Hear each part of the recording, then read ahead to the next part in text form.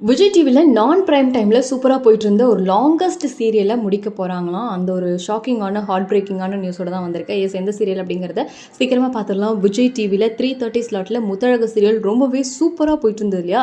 இப்போது அதை முடிக்க போகிறாங்களாம். கம்மிங் 23rd அன்னைக்கு அந்த சீரியலில் இருக்க எல்லாரையும் கூப்பிட்டு வச்சு கிளைமேக்ஸ் ஷூட் எடுக்க போகிறாங்க அப்படின்ற மாதிரியான ஒரு அஃபிஷியல் அனௌன்ஸ்மெண்ட் வந்துருச்சு. என்ன காரணம்? டிஆர்பி கம்மியாயிடுச்சான்னு கேட்டால் அதுக்கு வாய்ப்பே கிடையாது. ஏன்னா முத்தழகு சீரியலுக்கு நல்ல டிஆர்பி அது ஆரம்பத்துலேருந்து இருந்துக்கிட்டே தான் இருக்குது. இன்ஃபேக்ட் விஜய் டிவி வரலாற்றிலே ரொம்ப வருஷம் நான் ப்ரைம் டைமில் போன சீரியல் அப்படின்ற பெருமையும் இதுக்கு தான் இருக்குது.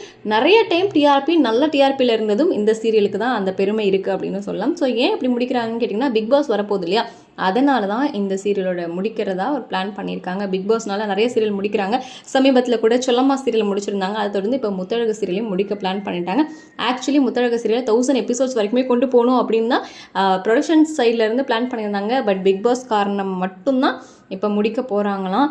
800+ எபிசோட்ஸோட ரொம்ப நல்லா போயிட்டு இருந்த ஒரு சீரியலை சடனாக முடிக்கிறது ரொம்பவே கஷ்டமாக தான் இருக்குது. சரி, ஓகே, நீங்கள் சொல்லுங்கள், யாரெல்லாம் முத்தழகு சீரியலை மிஸ் பண்ண போகிறீங்க?